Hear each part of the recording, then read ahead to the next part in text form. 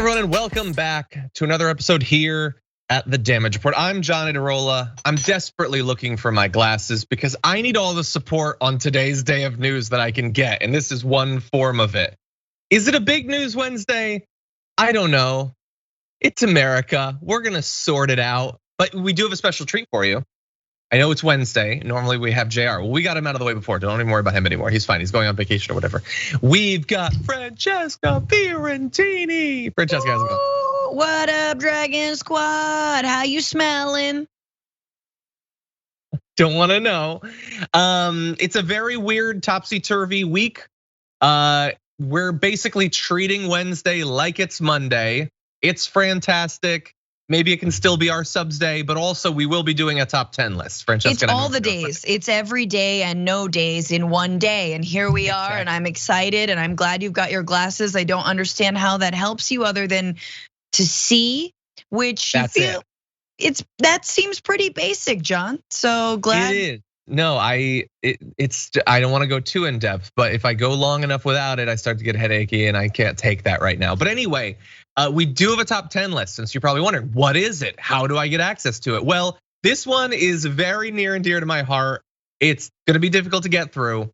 It is our top 10 shows that were completely unjustly canceled way earlier than they should have been. And I have some recent examples of that. I have one throwback. So we're gonna be talking about that, and you can get access to it on YouTube by becoming a tier 2 or tier 3 member on YouTube. So if you want to see those, as well as months of awesome top 10 lists, some about politics, most especially recently not, we will have that for you coming up very soon. With that said, Francesca, how you feeling? You want some news? Yes. You want to just do an audible and just talk about whatever? An audible? Audible.com. It's where you can change up your show and get a different one. Anyway. Oh, it's great. You're shouting out not even a sponsor of this show. Like, just give them free airtime. Do it. And we have a podcast, but they're not a sponsor. No, it should be. Let's just do some ASMR sounds the whole time. Like, so we're. Have you watched ASMR? Anyway, I don't know. That's my biological clock ticking. Okay, let's go. Let's do this. We're running out of time. Well, I just want to say the news might be disappointing. One person is already disappointed because producer Sophie says, if blank show isn't on your list, I'm leaving the show. And well, it's not gonna be on the list. So I'm not gonna say what it is because I don't want to do spoilers. But anyway, all of that is coming up. So thank you for being here, everybody. We got a lot of news to get to. And along the way, if you want to send us any messages, comments, tweets, super chats, stuff like that, we'll respond as we go. Please hit the like button and share the stream so that people know we're live.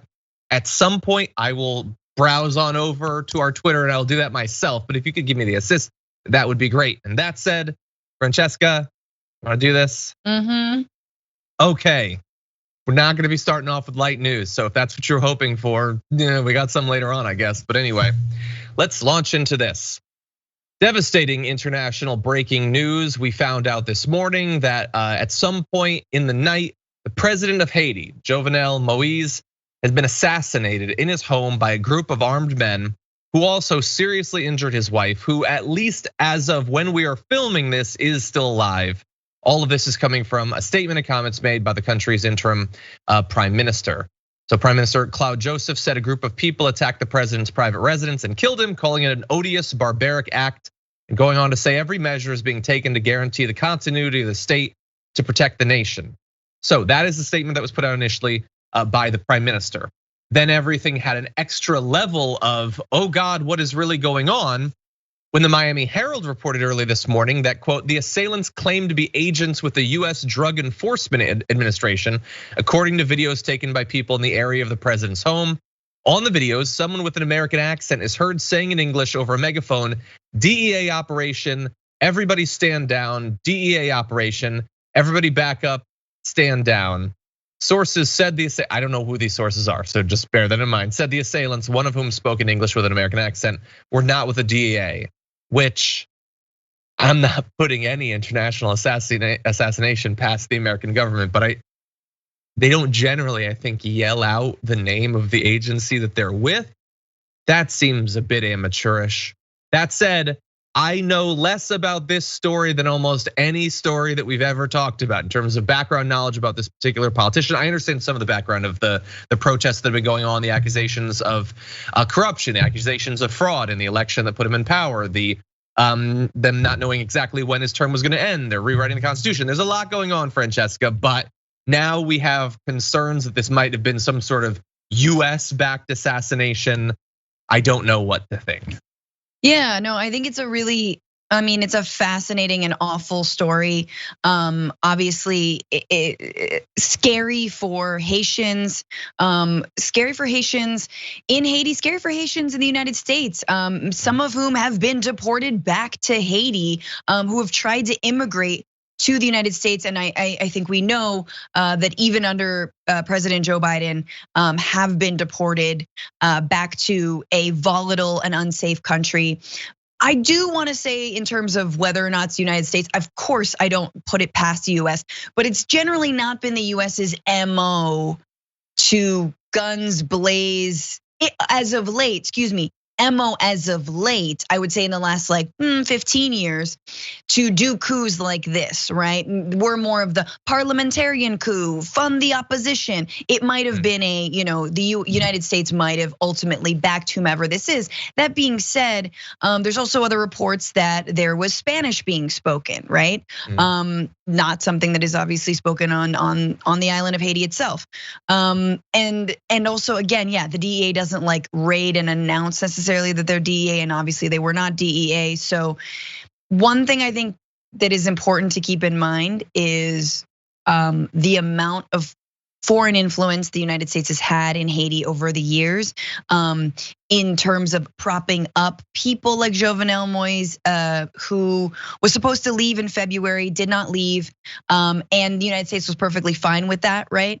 I think Jovenel was appointed by his predecessor, and that predecessor was appointed or propped up by the United States. So that is one thing to keep in mind. The other thing to keep in mind, I'm sorry, I know we're gonna dig deeper into this, is that Haiti is an incredibly is a country overrun by drug gangs. And the influence of the drug cartel is huge in Haiti. And it hasn't always been the case, but lately in the last couple decades, that has very much been the case. And so let's never underestimate the amount of power and the amount that the drug war on all sides, right? Whether it's from cartels or from the DEA, how much that influences and terrorizes a population like Haiti. Yeah, and that might explain maybe why they went with saying they're from the DEA rather than the classic CIA, because of that connection. Well, the joke's on them because our CIA has gotten involved in all sorts of international drug stuff, so that would have worked too.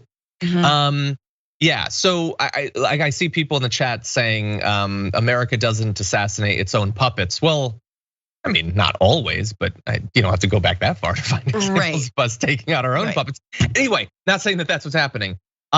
What I'm saying is that there's a lot of dust being kicked up, and I am already feeling like sometimes you get this from the news. God knows what people are going to be saying about this in 3 hours. God knows by tonight what commonly now accepted by millions of people things will be coming out of this story. It's a disaster, a tragedy. Regardless, I don't know exactly what flavor it is. But many people within one day will be speaking with a great deal of certainty about things that they are very much not certain about. So get ready for that. Now, you did a great job of filling in some of the context there. I want to give people who might not follow Haitian politics or recent Haitian history a little bit of information. So Moïse came to power in 2017 after a lengthy election process that was marred by delays and accusations of fraud. Although he had never held political office before, Moïse was tapped for the post by the country's previous president, Michel Martelly, who stepped down in 2016 without a successor in place.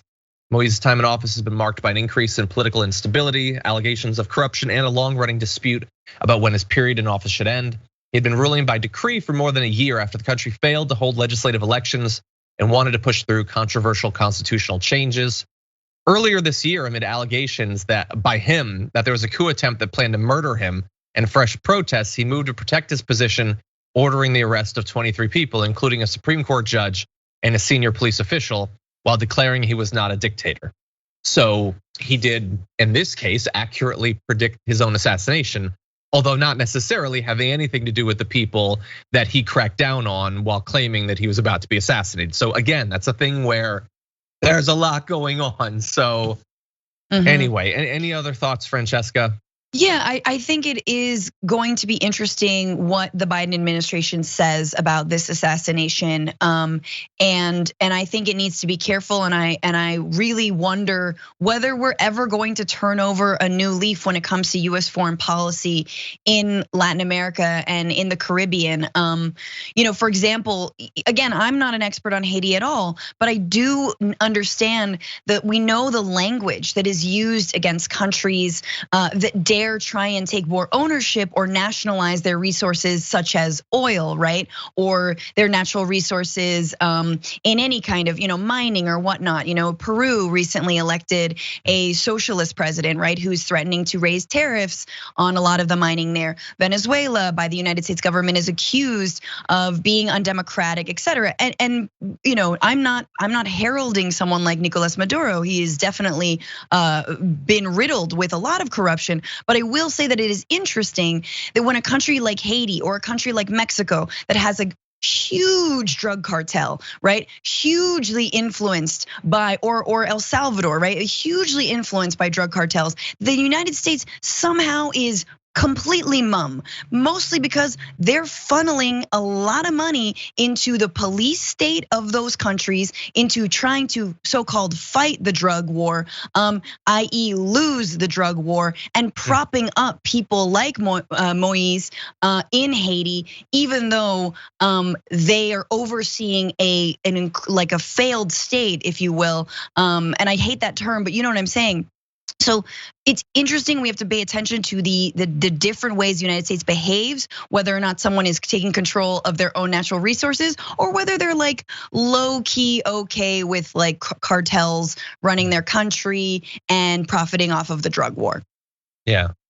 And it's the most minor of points that you made, but yeah, the failed state thing, sort of like it's very passive. Like it failed. Why? I don't know. Probably some other people. No, it's a broken state. It's been broken by other states. Its back was broken over someone's knee, effectively. Yeah, that's a good point. And I don't know what Biden is going to end up saying. I saw a message from Trudeau saying, it's a tragedy. We offer all of our support to the people of Haiti and all that stuff. We'll see what form that comes in. I don't know what the US is going to end up saying. I am assuming there has to be some sort of public statement if it hasn't already come out. Obviously, we're live, so we can't be checking on everything, but we will see. With that, we are going to take our first break a little bit early today, but when we come back, an early for our show. Meanwhile, in news from around the world coming up after this.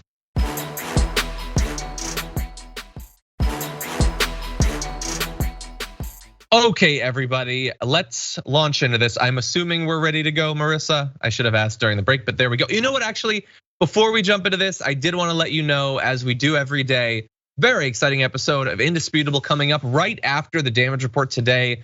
We go 90 minutes now, and then it's right into Indisputable at youtube.com/indisputable_TYT.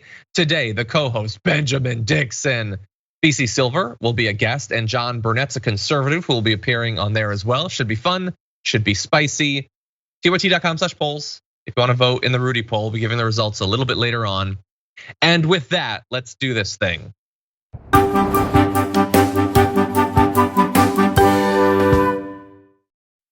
Whew, that's a kangaroo there. Meanwhile, in Australia, their lockdown has been extended, now entering its third week. This is a serious lockdown.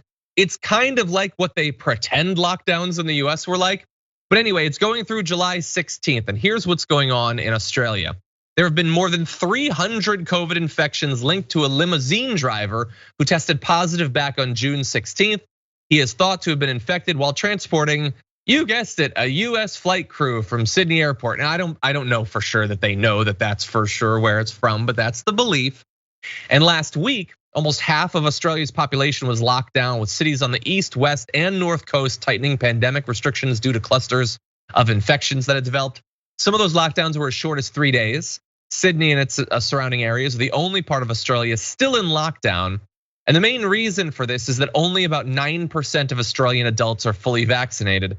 heightening fears that the Delta variant or maybe the new Lambda variant could quickly spread beyond control. So right now they are taking it very seriously. They have been taking it about as seriously, Francesca, as any country in the world throughout this thing. We're gonna give some of those updated numbers in a second, but just a few infections are enough for them to seriously lock down a significant part of the entire country. Yeah, I mean, imagine if we cared about human life that much. 300 people getting sick. I mean, yeah, and it will, like, it'll be okay. They will be able to control it because they are taking 300 cases seriously. So when the next pandemic rolls around, yes, I said it. We need to look to countries like Australia, but sadly, oh God, we're just gonna have the same debate over and over again about masks and freedom and etc. And I do think it is interesting because, I don't think that anyone would say that Australia is China. I don't think Australia is, like, in terms of, there's been a narrative which is like, well, if your country is a little bit more totalitarian, your government is a little bit more iron fisted, that you can, like, it's bad for democracy, but it's good for, like, controlling the spread of a disease, right? And a virus. But Australia is kind of proving that that's not the case, that you can still be, like, a fine democracy that doesn't have, like, certain web pages X'd out that you're not allowed to visit, or, like, tracking opposition leaders, and also not give up your, like, so-called freedom in order for the benefit of the entire nation. Do you know what I'm saying? Yeah, I think so.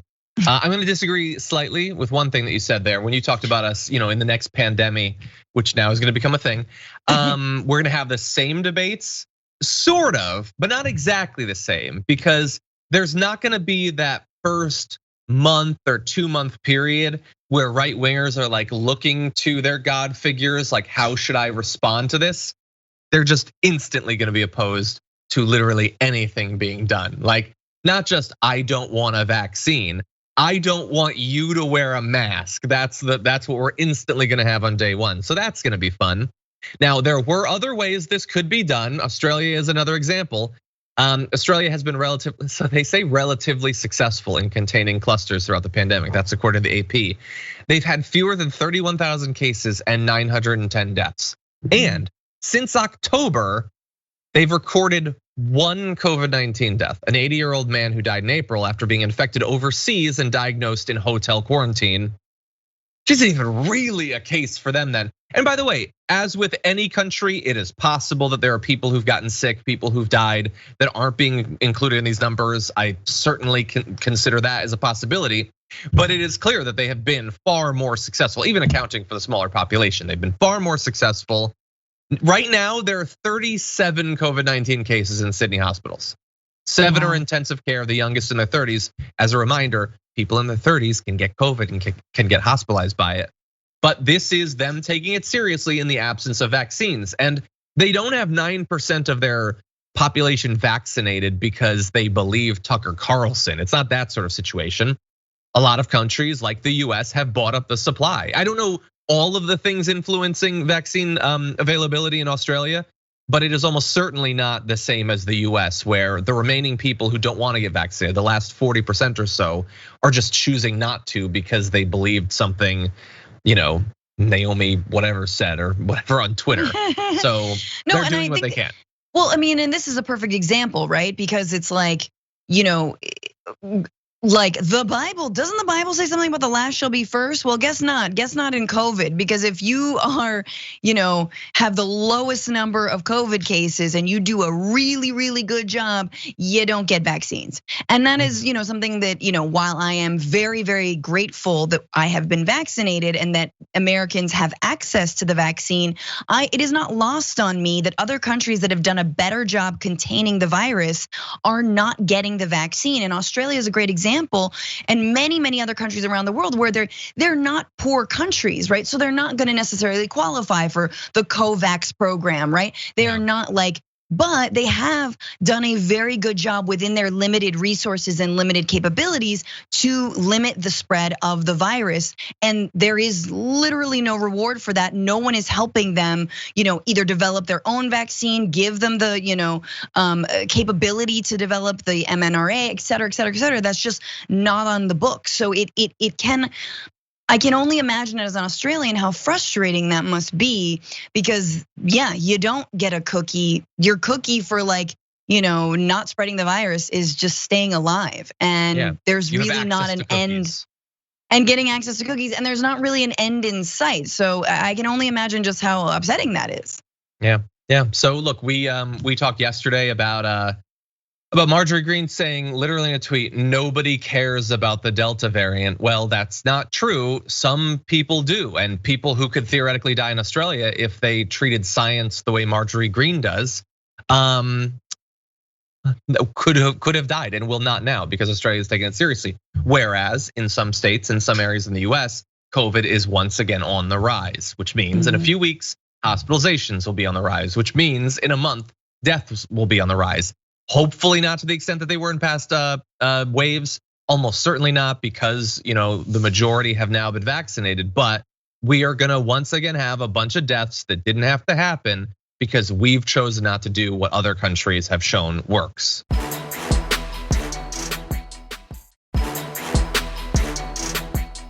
But meanwhile,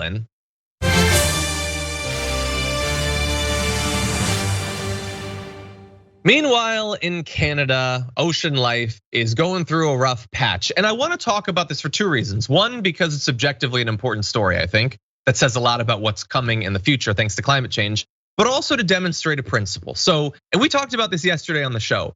You remember the Gulf of Mexico, how it was like suddenly on fire? In case you missed it, here's some video of that.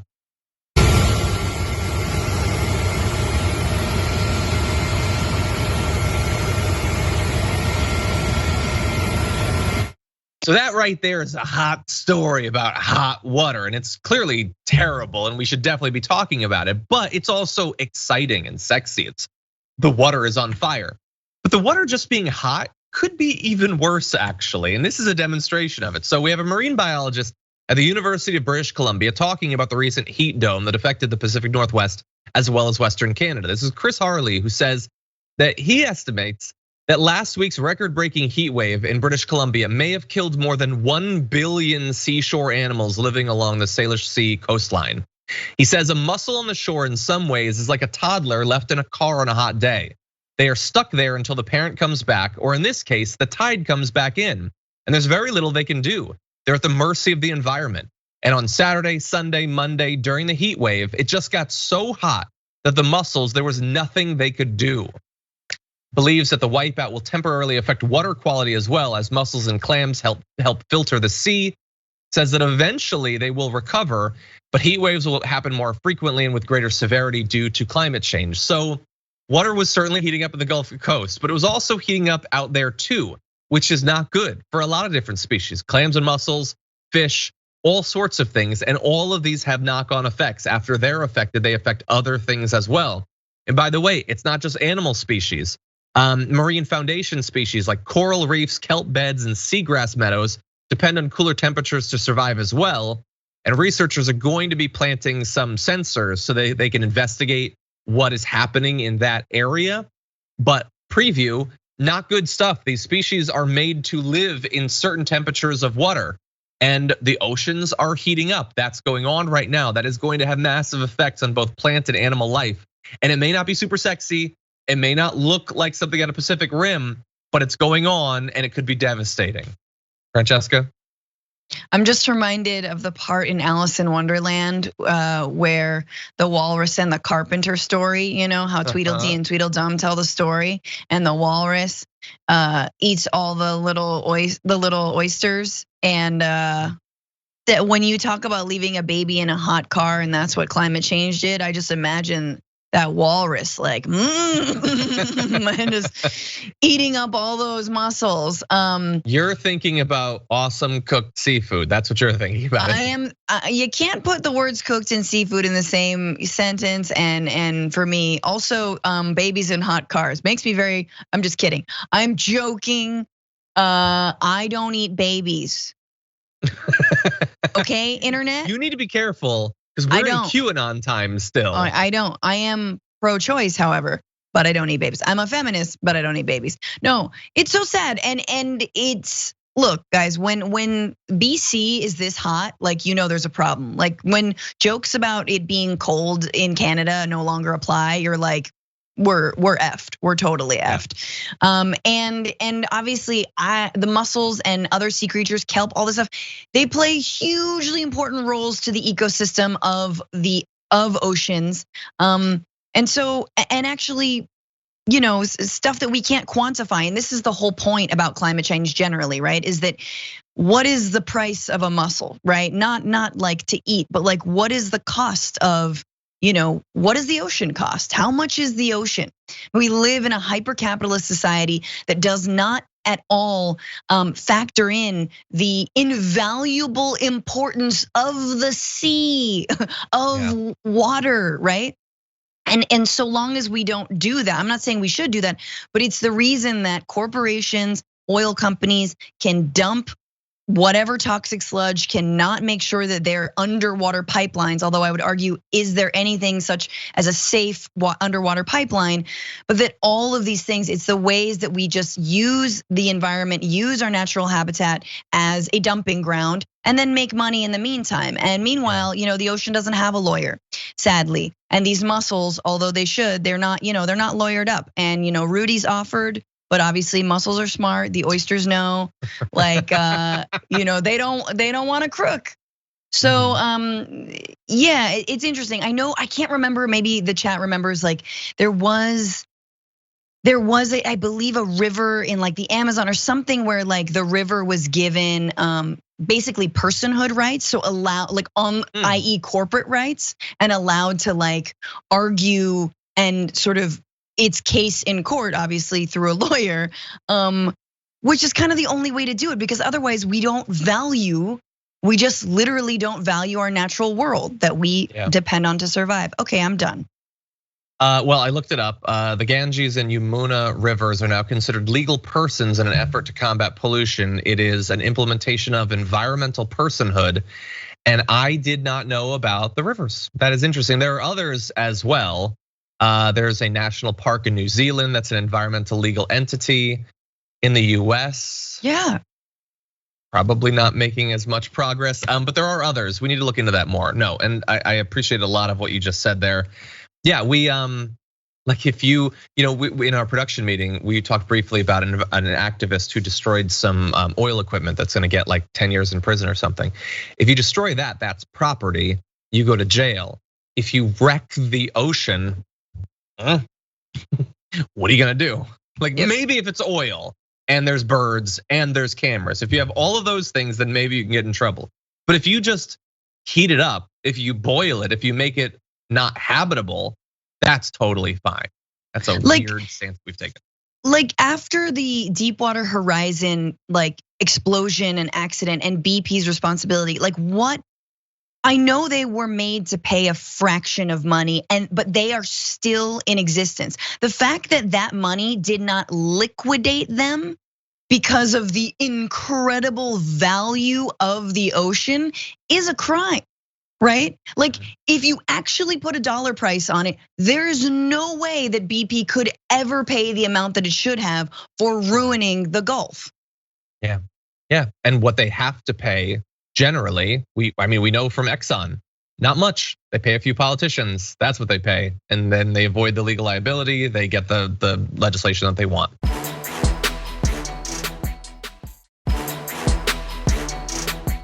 Meanwhile,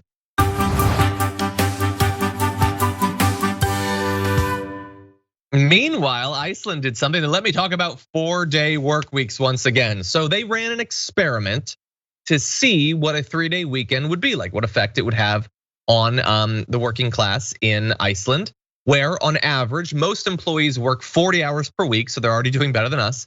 And it's illegal to work more than 13 hours a day. That's amazing. When the trial started, the employees worked 40-hour weeks and later shortened it to 35 to 36 hours. Participants said the reduced hours allowed them to focus on exercising and socializing, which enhanced their work performance. So this was a 4-year trial with thousands of participants. So they had a lot of data over a good period of time. And my favorite part of the reporting on this comes from this USA Today article, which says the trial reflected the working population's wishes. When do you ever see that? Just, this is like what the people who do the work want. So we figured we'd do that. That's not how anything works in America. But anyway, as a result of the 4-year trial, researchers found that worker well-being dramatically increased across a range of indicators, from perceived stress and burnout to health and work-life balance. And as a result of it, according to the study, wrapping it up and talking about what has come from this study, which the operating period ended in 2019, they said by the time of this report's publication in June 2021, 86% of Iceland's working population are now on contracts that have either moved them to shorter working hours or give them the right to do so in the future. These trials are therefore an incredible success story of working time reduction, of interest to campaigners and workers worldwide. I hope so, which is why we're covering it. We cover basically any trials like this that go on in different countries, and this was a big one. And it confirms what virtually all of them have said before, Francesca, that you can be just as productive while having a better work-life balance and suffering less stress and other health consequences. Yeah, but that kind of depression leads to brilliance like Bjork. Okay, tell me that there would have been a 4-day work week Bjork. No, that music is just from the the soul, the tarnished and tormented, overworked, sad societal 9 to 8. Anyway, no, I'm looking forward to Happy Bjork. That's amazing. Obviously, I as a freelancer who will work a lot of one day and then not a lot the next day, fully on board with this. I believe when you have a full-time job, you go into the office 4 hours. That's how much you can be productive for. The rest, jerking off. The rest is nothing. The rest, I mean, not literally jerking off unless you're tubing or whatever, but the rest is just, talking about, the weekend, water cooler. Oh, what are we gonna get for lunch? Beep, beep, beep, beep. And which is great, that's good. But also, why do we need to be here? Why don't we just, 4 hours, put in hard work, and then you take a little nap. And yeah, so I like this. I also think it's so interesting the way that tech companies have tried to innovate the work week and innovate their workers by giving them special buses that takes them to and from their workplace, but then they have to work on the bus. In fact, their work day starts when they get on the bus. Yeah. There's Wi-Fi there, there's whatever. And then, or it's there's nap pods. Why don't you just take a nap in a nap pod? Yeah, why don't I just go home? Why don't you just let me, we get haircuts, we get this, and it's all these perks. And so the way that I feel hypercapitalism has managed to take care of its own ass is by being oh no, we're gonna give you more little perks. And you're yeah, but the perk of not coming to this place and spending time with my family and going outdoors is way better than anything you could ever offer me. Yeah. So I love this. I think people are way more productive when they have more free time and they're happier. It's not about just productive, happy. Happy equals less mass shooting, because we can't get gun control. Yeah. Sorry. Yeah, I the fact that you just focused on should we do something to produce more happiness. It sort of sounds weird because we don't talk about that in America. You're not supposed to be happy. You're supposed to be productive. Or maybe we'll zoom out. You're supposed to be successful, not happy really. So is it any wonder that people in a lot of other countries are happier? No, happiness does matter. It has a direct effect both on productivity as well as your quality of life and all that. So yes, I think that we should be pushing for those things. And we've done enough videos about this that nobody watches. That I know what the response is going to be, which is that obviously the people in charge don't want this. They love grinding us down into a gray paste, but also some workers will be opposed to this.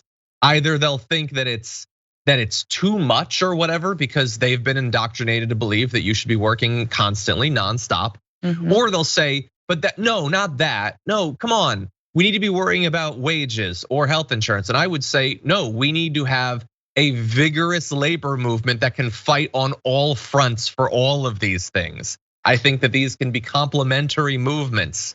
Also, there's all sorts of abuses. We need to fight against all of them. Yeah, and I also, there is, in countries that want to stimulate the local economy, they'll like give people more time off because they want to stimulate like domestic, travel and like supporting the local economy. And that works. If you had an extra day off, that might be an extra day that you're supporting a local business. That's an extra day that you're going out to eat or whatever it is, or like enjoying a park. I don't know. That there is an economic benefit here, but it's just, again, not quantifiable in the ways that we are used to our BS financial sector quantifying everything. Exactly. Yeah. No, this needs to be part of the conversation. As I say every time we talk about this, we had a movement that worked to give us a weekend, this novel concept. And then we worked for decades and decades and decades and decades, being more and more productive, producing more in raw terms, in profits for corporate overlords. When, if ever, do we get an extra day? How many centuries must we toil? It's up to us to decide, okay? As India Walton said, we are the workers, we do the work. Now we need to do the work to get the time off from our work. And if you hate socialism, if anyone is out there and they hate socialism or communism, make sure to work through the weekend, because socialists and communists and anarchists gave you that weekend through the American labor movement. So why don't you stick it to the libs and the socialists and work all through that weekend? Oh, also make your kid work in a mine. Definitely. Okay, with that, we are gonna take another break. When we come back, oh God, the books, they're coming. The revelations are coming too. We've got a rough one for you after this.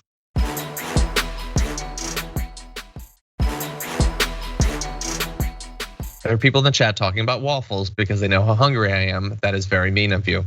Anyway, before we jump back in the news, another reminder, Indisputable is coming up with the amazing Benjamin Dixon, who's gonna be co-hosting with Dr. Rashad Ritchie, so that's exciting. In just a little bit, we're gonna find out how the poll worked out for Rudy Giuliani. We're getting up. We also need to get updated numbers on his actual things, by the way. So go to tyt.com/polls, and you can get involved in that. Also wanted to let you know that many of you right now watching live or watching on our members app, or you might be watching on YouTube or on Twitch. Thank you for that. But you should also know that while we are like a video first network, we actually started as a radio show. And audio content is still very important to us. So we've started a partnership with Acast so that you can listen to TYT whenever, wherever, and however you want. More details will be coming. For now, reminder, we are a podcast, so on the go. You can definitely see there's not a lot of details there, but they are coming. That cool teaser image is a taste of things to come for you and for me, because I don't know anything about this, but we're gonna find out together. So isn't that gonna be fun? Now, with that said, I'm gonna try to pretend how incredibly hungry I am as we launch into this next story. There's a book coming out soon. Frankly, we did win this election by Michael Bender, and it is, like all of the books of this variety, giving us a glimpse into something that perhaps we shouldn't glimpse, which is the things that Donald Trump thinks about the world and historical figures. And this one is a doozy. Apparently, on a visit to Europe to mark the 100th anniversary of the end of the First World War, Donald Trump insisted to his then Chief of Staff, John Kelly, well, Hitler did a lot of good things. Okay, that reportedly stunned Kelly. I don't know why, as is being reported in this book by the Wall Street Journal. So it's these early looks into what's gonna be in the book. So Bender reports that Trump made the remark during an impromptu history lesson in which Kelly, quote, reminded the president which countries were on which side during the conflict and connected the dots from the First World War to the Second World War and all of Hitler's atrocities. So Donald Trump, who, let's just be clear, doesn't know about any of this, is told, here's what happened in World War I, here's what led to World War II, the development of the Nazi Party and all of that as being one of those things, and then you get all these atrocities. And Trump, the part he wanted to focus on was, hey, why are you only saying the bad stuff about Hitler? He did a lot of good things. So we're gonna have more from this, Francesca, but that's a take. He's playing devil's advocate. He's a contrarian. Aren't those great things? He's a Nazi. Trump is a Nazi. Stop it, you guys. He's a white supremacist Nazi. We know that. The chat rooms, the 4chans, the 32 chans are gonna be freaking out about this news. Super excited. David Duke's gonna be super excited. From the moment that he did not denounce David Duke for endorsing him and pretended like he didn't know who he was, we have known Trump is a Nazi. His ex-wife said he used to keep a copy of Mein Kampf on the table. He said there were very fine people on both sides of a fascist rally and an anti-fascist rally. Guys, he is a Nazi. This is, and it's like, yeah, now we know. I mean, we've known. How long have we known? But now we truly know. And the idea that he's whatabouting World War II and Hitlerism and Nazism is just like, unless, in what world? Like, is it like, gee, they were really good at synchronizing their hand salutes. Look at the way they goose step in unison. I do wanna know. You wanna know the negative? I'll give you the negative in 1 second. But before I get to the second negative, I do wanna point out though, there is one definite villain here. Well, there's two definite villains. So one definite villain, let's be clear about this, is Hitler. He's just a bad guy. You don't need to give it to him. The second one is Trump. The third one maybe though is, so how long did you know about this? Yeah. Michael Bender, author of Frankly, We Did Win This Election. Did you know that Trump was praising Hitler before the election? Because that would have been useful. He said this 2 years before the election. Could we have maybe found out about it? Now I say this is a maybe because I don't know. Maybe Kelly told Bender 3 weeks ago. No, I have no idea. No. But maybe you could point this stuff out when it happens. Not that it would matter because this is America, nobody cares. He could literally just goose step up and down a rally platform and he'd have Tucker Carlson running interference for him. But you could have mentioned this, buddy. Anyway, I know you want to sell a book, but I want to stop fascism. So competing concerns. That said, here's more of what happened. Bender says unnamed sources reported that Kelly, quote, told the president that he was wrong, but Trump was undeterred, emphasizing German economic recovery under Hitler during the 1930s. So that was apparently the good things that he did. So just to be clear, Donald Trump, who thinks that we're too harsh on the Nazis, says that, okay, so maybe you demonize some groups, increase domestic xenophobia, get people into the whole fascism thing, get them to run through the streets, beating and killing people, ransacking buildings and all that. But if that's what it takes to recover the economy, maybe it's worth it. That's probably just a thing that he thinks about Germany in the 1930s. It's probably not a thing that we need to worry about, Francesca. No, and by the way, for the record, your economy was trash, bro. Okay, you didn't do this. Your head wound Hitler. I've said it before. You'll never be him. And he's in hell. Just like, how dare people compare me to that guy to me? All right. No, here's the thing about all this is like, even if historians looking at World War II, historians looking at the rise of the Third Reich and Nazi Germany, they mostly couch it. The way to couch it is that World War I devastated Germany.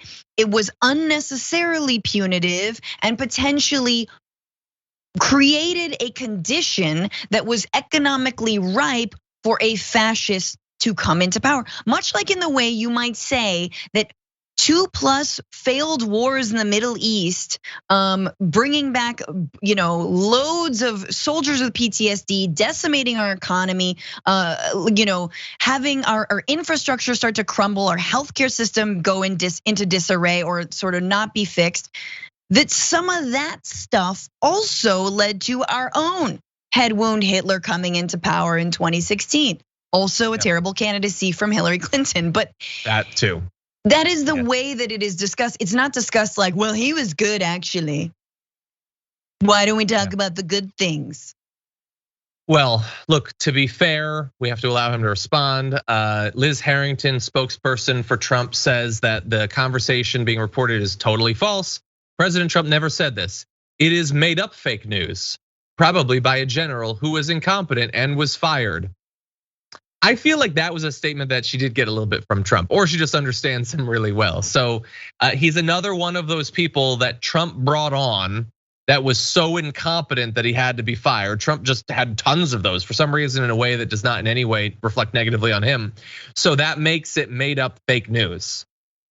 Okay, and maybe the Washington Post journalists are just making it up based on one source or whatever, kind of doubt it, but maybe.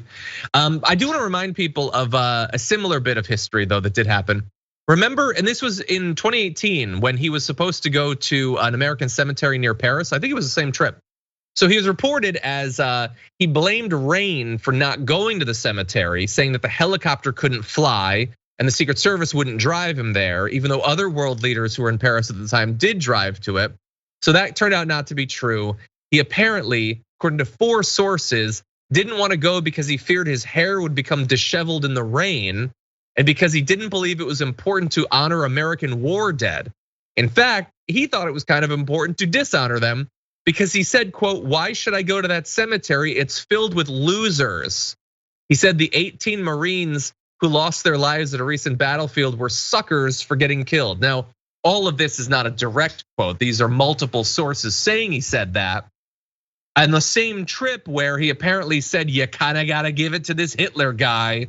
So maybe all of these sources are making up everything. Maybe that's possible, or maybe it's consistent with virtually everything else we know about him, up to and including his bedtime reading material.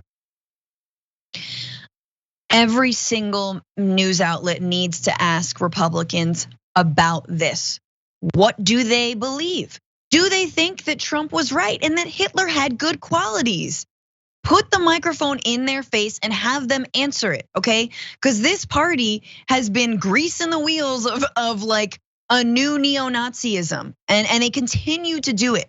Continue to do it. There were people in the Capitol riots wearing Holocaust denial shirts, right? How much more to me? Every single day. I don't want to hear jack about bipartisanship. I don't want to hear jack about a policy. I don't want to hear anything about your little gang of whomever. No, you ask them about this. You ask them whether or not they condone and support Trump's comments on Nazism, whether they condone and support all of the people who love him and by association love what the Republican Party's become. Well, it's funny that you mentioned that because coming up, we're in just a couple of minutes, we're gonna have to take our break for the end of the hour. But when we come back, we're gonna have an individual who just very recently has condemned his past condemning of Donald Trump just in time for the Hitler news. So that's a fun one. So we're gonna have that in a little bit. But before we get to that, I did want to, before we end the linear show, I want to let you know the results of the polls. So yesterday we covered Rudy Giuliani, who is looking to crowdfund his legal defense. I have some empathy for him. A lot of Americans get left behind and put in a position where they have to crowdfund their own medical treatments and that sort of thing. That said, it was kind of funny that he was looking for $5 million. And at that point, he had raised $9,590 from literally 100 people. He's America's mayor. He was a candidate for president and he has 100 donors. So anyway, we asked you, how many donors will he get by tomorrow morning? And 100, so the same number, got 33.77% of the vote. So a lot of faith in that.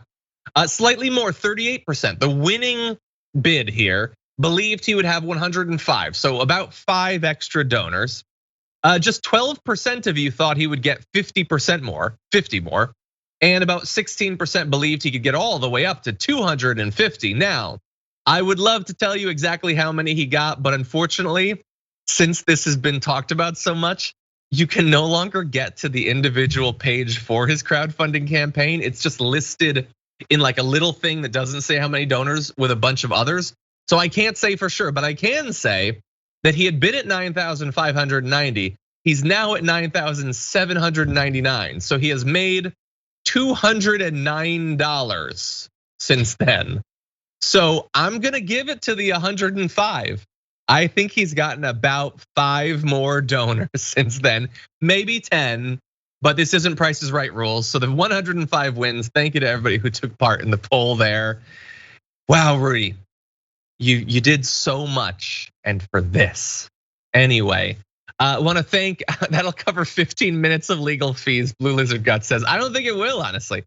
Anyway, thank you to our linear audience. For those of you who are watching the members app on Twitch and on YouTube, we have a lot more, including Cori Bush, who has been targeted by multiple members of the right for her very accurate July 4th comments, as well as a ton of other news, which is gonna be coming up in just a little bit. So we're gonna take a short break, but we're gonna have more for you right after this.